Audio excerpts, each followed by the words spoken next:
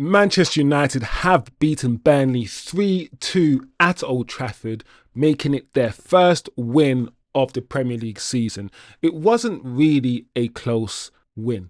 As much as the result says 3-2, as much as the result shows that it was close, in reality, Manchester United should and could have won this game by 3 or 4-0. Manchester United were the better team. They played the better football. They had the right intensity, and the performance was a different performance than what we saw against Grimsby. I think it is fair to say that Manchester United turned up today. However, despite the good performance, despite the fact that we created an abundance of chances, we still conceded 2 goals today, one by an individual error, and another goal, you could argue, we conceded due to a lack of defensive shape, maybe a lack of defensive discipline. On today's tactical analysis, we will look at how we played, how we started the game. We will once again look at that fluid front three, those 3 number 10s, and how it benefits Manchester United in terms of overloading the midfield. We will also look at the changes and the adaptations the team made when Zirkzee came on the pitch. We will then look at how we played. How did Manchester United evolve? How did we develop our play when Sesko came on the pitch? What went right? What went wrong? And we'll also analyse Brentford's first goal and find out what improvements Manchester United could make going forward. What lessons can be learnt? Manchester United today had the better chances, had most of the chances, the better play, but still we conceded 2 goals, and one of the goals we conceded, as usual, was from a goalkeeping error. This is something Manchester United desperately have to deal with, otherwise we will concede goals like this all season long. So, first of all, let's tactically analyse how Manchester United set up in the first half. As you know, United, Mbuemo likes to play with this fluid front three with 3 number 10s in the front line. We've seen this in pre-season and we've spoken about this system on this channel before. We've already spoken about the benefits of this system and also the drawbacks of this system. We will continue to see this system because this seems as if it is Mbuemo's chosen system. We already know that with this system, guys, it is beneficial because the 3 10s can be fluid. They rotate. It causes problems for the opposition in terms of who to mark, who to stay with. The 3 midfielders are very capable of interchanging. This system is also quite good because these 3 10s can drop deep into the midfield, join Bruno and Casemiro, as well as expand their runs in order to create a bigger space in the middle.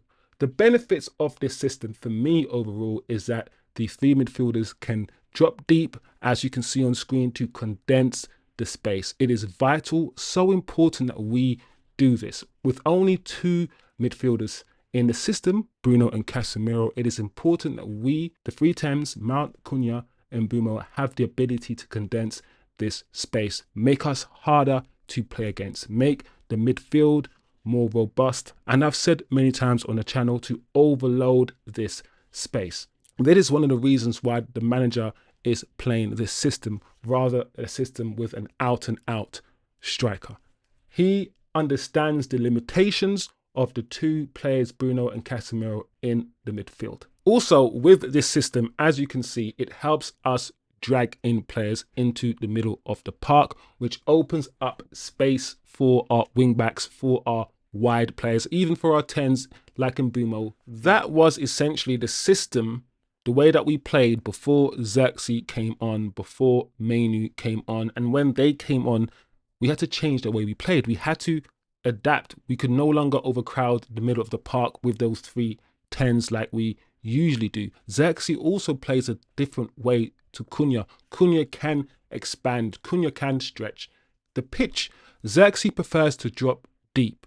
So let's see tactically how that looks.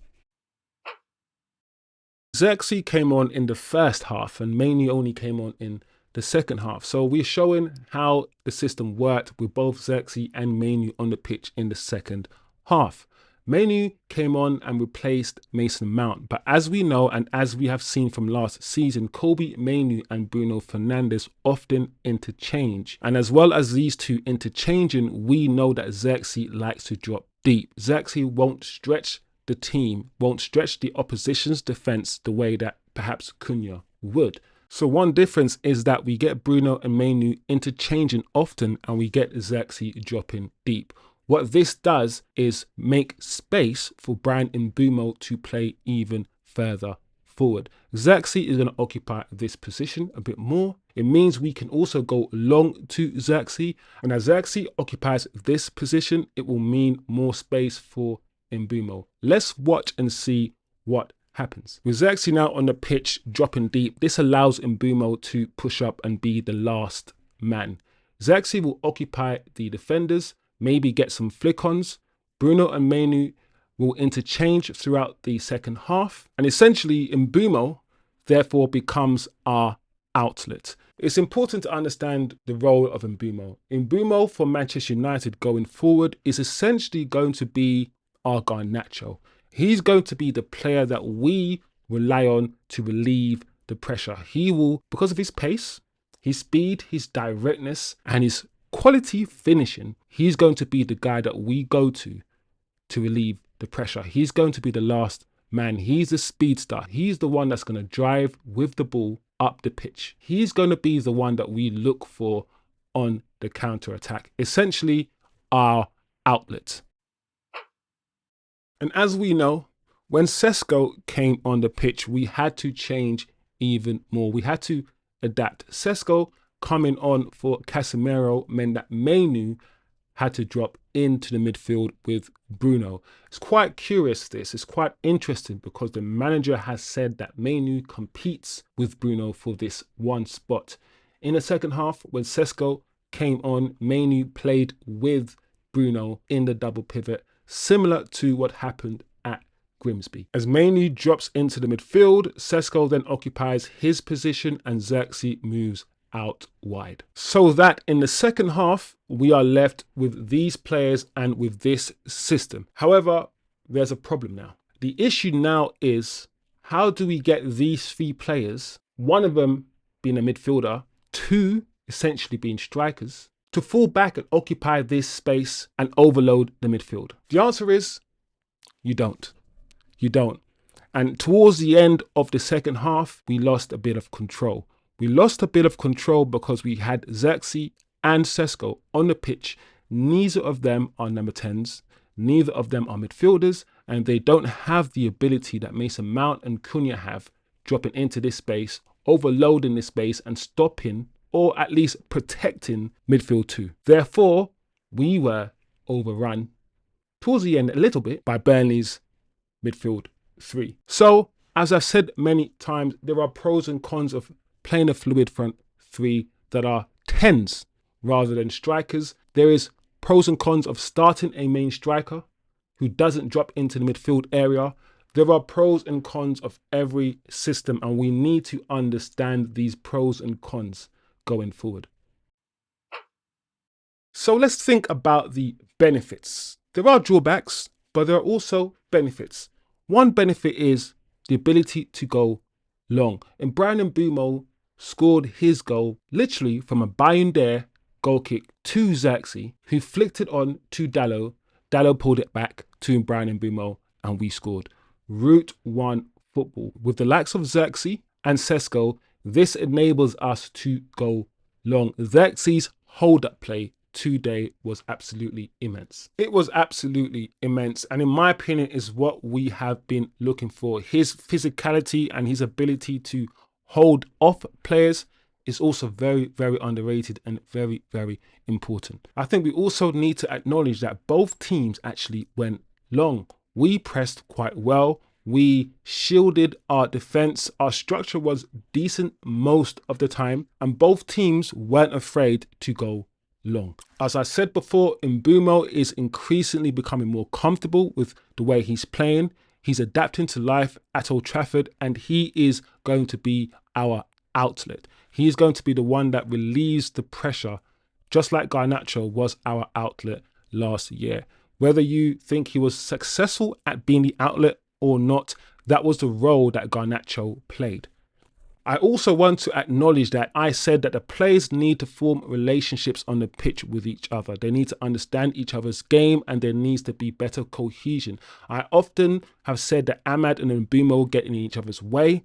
They occupy the same spaces and they need to understand when to go, when to stand, when to come in field, when to go outside. They need to form a relationship. And today I saw that forming. I think Ahmad was better today. Bryan Mbuemo was excellent today, and I hope that relationship continues to form, because I truly believe those two, if it does click, could be absolutely dynamite on the right hand side. It is also important to acknowledge that with Zirkzee and Sesko on the pitch, with Bruno and Mainoo in the midfield, we lose a bit of shape. We lose a bit of control for the reasons I've already explained to you. And not only do we lose that, we lose a bit of intensity and a bit of defensive awareness. Casemiro is no longer here, and both Bruno and Mainoo are not defensive-minded players, as we all know. So we have seen how we set up, we've seen how we changed and how we had to adapt and evolve throughout the match when substitutions were made, when different profiles of players joined the game. I think it's a good thing. We need to show more flexibility, and I truly believe the manager needs to show more flexibility in his approach going forward. But as I said before, this game was a very interesting game. Yes, Manchester United played well in parts. We created a lot of chances. A lot of our players had good games, but still we conceded 2 goals. Why? I'm going to take a deeper dive into the first goal. We're going to look at the first goal together and tactically analyze what went wrong. Now, as you can see, Burnley are on the counter attack. We have dalot here, who has been pulled out of position, marking this striker here. We have Luke Shaw, who should be the left centre back, trying to get back, and we have Leny Yoro in this position. Essentially, a lot of our defenders are out of position here, and we need to get back into shape. Dalot has been dragged out wide, and we know defenders don't want to be there. Central defenders don't want to be out wide here at all. Either way, there is 1, 2, 3, 4, 5, 6, 7, 8 defensive players against Burnley's 5 attackers. We should be fine here. We've now got back into some sort of shape. Dalot, Dalot, Leny Yoro, and Shaw. We are all out of position. Dalot is a left wing back, should be in this space here. Dalot is the centre back, should be where Leny Yoro is. Luke Shaw is the left centre back, should be where Dalot is. We are all out of position. This is a test to see if, even if you're not in your position, do you understand the system? Are you able to stay in this position and deal with the situation? As the move unfolds, guys, look at Dalot. Dalot runs out and the back line is essentially on the 18-yard box. That's fine, but Dalot is already thinking about getting back into his position over there.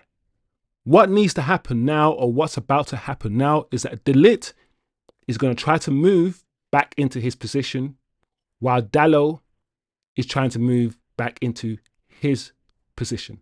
The question is, should these players be doing this right now while Burnley are on the attack? Should they wait for a respite before they switch places? Is it wise to be switching places right now in this moment? Those are the questions, guys. As you can see from this clip, Dalot is fully aware that this player is going to run beyond him. He's pointing to Dalot to let Dalot know that he's about to make this run here beyond me. You need to track this run. So Dalot is pointing to Dalot, letting Dalot know that the striker is making the run. That's fine. Absolutely fine, people. But if I stop it right here, guys, Dalot is now telling Dalot, I'm moving with this guy here, and I'm moving back here because the ball's no longer here. The ball's even further away. The ball is now here. And dalot is choosing this time to switch places. So dalot is saying, I'm moving back over here. You, dalot, need to go over here and mark this guy. Once again, the question is, should you be doing it now? Either way, it's happening. It is happening. Also, Luke Shaw is also changing position. Luke Shaw is also slowly moving over. He's gone past Lenny Euro now, and he's moving back into his position. So essentially, we are all the players are trying to move into their positions while there's a live chance or opportunity being unfolded in front of them. The problem is dalot doesn't get over here quick enough, people. That is the issue. As the move unfolds and dalot is pointing to dalot, showing him where he should be going, you also see Bruno right here. Bruno can see this player, but Bruno's got his own man. And Bruno starts to point at this player, telling somebody to go over and mark them. So both dalot and Bruno are essentially pointing to dalot, get over here quickly. As the move unfolds, guys, dalot hasn't made a move. He is nowhere near. This player is in acres of space. Shaw can see this player. Shaw knows he is here. So essentially, you could argue Shaw could be tracking this player. But I believe Shaw is also interested in going back into his position as a left centre back, which means this space that dalot should be in is not being held. This space is not being occupied by anybody. Shaw doesn't want to stay here. Len Euro can't stay here because he's got this player behind him. You can argue Casemiro could stay here, but that player's, Casemiro's got that player in his head. Somebody needs to occupy this space. Dalot can't get back here. And dalot has allowed this player to run off him as well. Dalot cannot get to the attacker out wide in time. This is not the situation you want to be in. Dalot is nowhere near this player. Nowhere near the attacker. He needs to close down this space and stop the cross. He is a good 6 yards away. Dalot hasn't fully moved across, and the same player dalot was marking is now in the middle with acres of space. This should never happen. This should never happen, guys. Lenny Euro, that's Lenny Euro's man. That's Ahmad's man. Luke Shaw should have stayed here, guys. He should have stayed. He saw this man. He should have stayed. But as we know, a cross comes in and it's an easy tap in for the goal. So what went wrong? Essentially, we've analysed what went wrong. When do you choose to go back into your position? You have to be smart. Players also have to be comfortable in occupying positions that are not theirs. Players also have to be smart, stay with your runners, understand the space in front of you, understand the system. It is clear to me that we still have work to do defensively. Yes, the goalkeeper has made mistakes today, and our goalkeepers are not perfect. Far from it. We do need a new goalkeeper. But defensively, system-wise, we can do better, and we must do better. The defensive shape, the intelligence of our defenders needs to be higher. I really do think the manager can learn a lot from today's game. He essentially tried 2 or 3 different formations, different strategies within his same system, especially with Zirkzee and then with Sesko. Of course, we started with the fluid front 3. I hope the manager can see the pros and the cons, can see how we can benefit by going long and by going direct, how Bryan Mbuemo can be an outlet for us, how Ahmad and Bryan Mbuemo can continue forming their relationships, how we need better cohesion on the pitch. We need to understand each other's game. That is still the same. This is a new team. We're not used to each other yet. It will take some time. I really hope the manager continues to see the qualities of Joshua Zirkzee. In front of goal as a striker, yes, we know he has limitations in terms of scoring goals, but I truly believe he can facilitate for Bryan Mbuemo and for the likes of Cunha as well. And while I haven't broken down everything, I've only focused on the goal we conceded, the first goal we conceded, and I've only focused on the way that we set up and the way that we adapted during the game. There are many other things I could have analysed today, but I've chosen to focus on just those few aspects, guys. But please let me know your thoughts. Comment below. Let me know tactically how you think the game was. What do we need to do better going forward? How can we improve the way that we play? What does Mbuemo need to do better? Let me know. Please comment below. If you're new to the channel, please subscribe as well. Not only do we do tactical analysis and breakdowns, we do watch-alongs, we do match reactions, and much more, guys. I hope you enjoyed the content. Please comment below, like, share, and subscribe, and I'll see you guys next time for another tactical analysis.